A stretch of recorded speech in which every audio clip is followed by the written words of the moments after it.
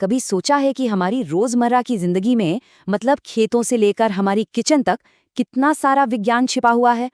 आज हम मल्ली और वल्ली के साथ एक गर्मियों की बड़ी ही रोमांचक यात्रा पर चलने वाले हैं और हम देखेंगे कि कैसे साधारण से दिखने वाले काम असल में विज्ञान के बड़े बड़े सिद्धांत हैं।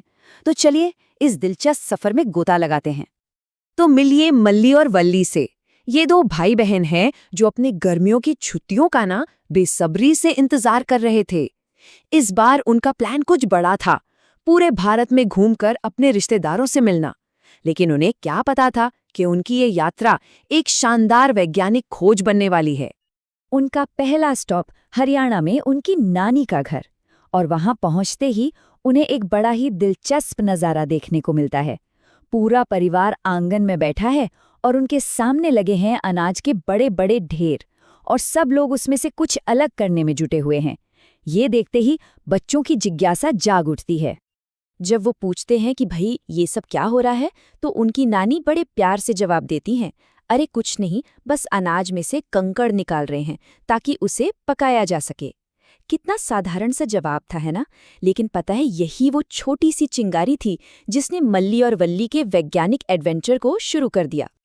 तो अब कहानी आंगन से निकलकर सीधे पहुंचती है खेतों में, जहां मल्ली और वल्ली पहली बार बड़े पैमाने पर चीजों को अलग करने के तरीकों को अपनी आंखों से देखने वाले थे।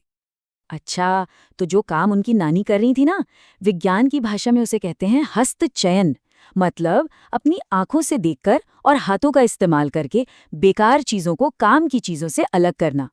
सुनने में तो बहुत आसान लगता है, लेकिन जरा सोचिए, अगर हर एक दाने के लिए ऐसा करना पड़े, ये तो बहुत मेहनत का काम है। खेतों में थोड़ा आगे बढ़ने पर बच्चों को एक और नया और जोरदार सीन दिखता है। किसान गेहूं के बड़े बड़े गट्ठरों को एक लकड़ी के लट्ठे पर जोर जोर से पीट रहे हैं। ये देखकर वो थोड़े हैरान हो जाते हैं। वल्ली अपनी उत्सुकता रोकी नहीं पाती और पूछ लेती है, ये लोग डंटलों को ऐसे क्यों पीट रहे हैं? और उसका यही सवाल हमें हमारी अगली वैज्ञानिक प्रक्रिया की तरफ ले जाता है। तब उनके मामा जी समझाते हैं कि इस कमाल की प्रक्रिया को थ्रेशिंग कहते हैं। ये डंठलों से कीमती अनाज के दानों को अलग करने का एक तरीका है। ये बहुत पुराना तरीका है, लेकिन आज भी कई जगहों पर इसका इस्तेमाल होता है। और ये कटाई के बाद एक बहुत ही जरूरी कदम है। चलिए, थ्रेशिंग से दाने तो अलग हो गए, पर अब एक नई मुश्किल सामने है।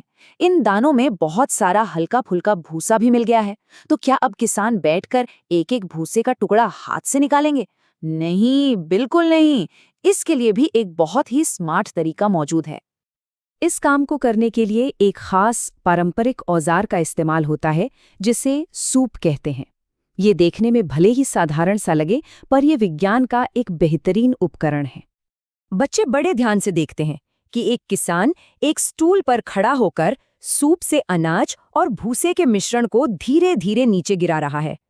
हवा चल रही है और देखते ही देखते एक जादू सा होता है। इस जादू को कहते हैं ओसाए। इसका विज्ञान बहुत ही सरल है। हवा की ताकत का इस्तेमाल करना। भारी अनाज के दाने वो तो सीधे नीचे गिर जाते हैं, पर हल्का भूसा हवा के साथ उड़कर दूर चला जाता है। प्रकृति हमें विज्ञान के कितने अद्भुत उदाहरण देती है ना? अब खेतों की बड़ी बड़ी मशीनों से दूर मल्ली और वल्ली की यात्रा उन्हें ले आती है अहमदाबाद, अपनी चाची के घर। और यहाँ उन्हें पता चलता है कि विज्ञान सिर्फ खेतों में नहीं, हमारी रसोई में भी हर रोज काम करता है। याद है हस्तचयन? खेत में अनाज से कंकड़ निकालना हो या फिर अपनी प्लेट में आई सब्जी से मिर्च निकालना हो, सिद्धांत तो एक ही है। विज्ञान सच में हर जगह है, चाहे काम बड़ा हो या छोटा। अहमदाबाद में वल्ली अपनी चाची को पूड़ियां बनाने के लिए आटा तैयार करते हुए देखती है, और वो गौर करती है कि चाची आटे को एक जालीदार बर्तन से गुजार रही हैं। ये पृथक्करण की एक और नई विधि को सीखने का मौका था। इस प्रक्रिया को चालन या सीविंग कहते हैं। इसका पूरा खेल कणों मतलब पार्टिकल्स के साइज पर निर्भर करता है। बारीक आटा तो छलनी के छेदों से नीचे चला जाता है, लेकिन मोटा चोकर या कोई और अशुद्धि ऊपर ही रह जाती है। यात्रा का अगला पड़ाव बच्चों को भारत के खूबसूरत तटों पर ले जाता है, गुजरात और पुडुचेरी। यहाँ वो सीखने वाले हैं कि सिर्फ ठोस चीजों को ही नहीं बल्कि तरल यानी लिक्विड्स में मिली चीजों को कैसे अलग किया जाता है। गुजरात में उन्हें एक बहुत बड़ी बात पता चलती है। जो नमक हम रोज खाते हैं ना, वो समुद्र के पानी से बनता है। समुद्र के पानी को किनारों पर छोटे छोटे गड्ढों में भर दिया जाता है। फिर सूरज अपनी गर्मी से पानी को भाप बनाकर उड़ा देता है और पीछे क्या रह जाता है? सफेद चमचमाता हुआ नमक।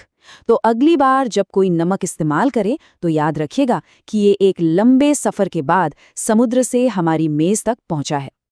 सफर के आखिरी पड़ाव पुडुचेरी में उनके दादाजी उन्हें एक बेहतरीन कप चाय बनाने का राज बताते हैं और उनकी इस छोटी सी सलाह में पृथक्करण की 2 और विधियां छिपी हुई थी। दादाजी की पहली सलाह थी, पत्तियों को नीचे बैठने दो। देखिए, जब किसी तरल में भारी ना घुलने वाली चीजें अपने आप नीचे बैठ जाती हैं तो इसे अवसाधन कहते हैं।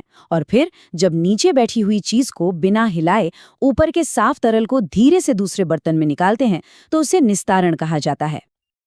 लेकिन अगर ये पक्का करना है कि एक भी चाय की पत्ती कप में ना आए तो सबसे अच्छा तरीका क्या है? बिल्कुल सही, छन्नी का इस्तेमाल। और इसी प्रक्रिया को विज्ञान में निस्यंदन या फिल्ट्रेशन कहते हैं। ये अघुलनशील ठोस को तरल से पूरी तरह अलग करने का सबसे पक्का तरीका है। तो मल्ली और वल्ली की गर्मियों की यात्रा अब खत्म हो रही थी। वो घर वापस जा रहे थे, लेकिन अपने साथ विज्ञान के ऐसे सबक ले जा रहे थे जो हमेशा उनके साथ रहेंगे। तो क्या क्या सीखा उन्होंने इस सफर में? हाथ से चुनना यानी हस्तचयन, डंठलों को पीटना मतलब थ्रेशिंग, हवा से उड़ाना यानी ओसाई, छलनी से छानना जिसे कहते हैं चालन, सूरज से सुखाना यानी वाष्पीकरण, और चाय बनाने की कला, अवसादन, निस्तारण और निस्यंदन। देखा, विज्ञान हमारे चारों तरफ है। मल्ली और वल्ली ने सीखा कि हमारी दुनिया अनगिनत मिश्रणों से भरी है और उन्हें अलग करने के तरीके जानना कितना मजेदार और जरूरी है। अब सवाल ये है कि जब हम अपने आसपास देखेंगे तो हमें ये वैज्ञानिक सिद्धांत कहाँ-कहाँ दिखाई देंगे? तो अपनी वैज्ञानिक आंखें खुली रखिए और देखिए कि आज क्या अलग किया जा सकता है।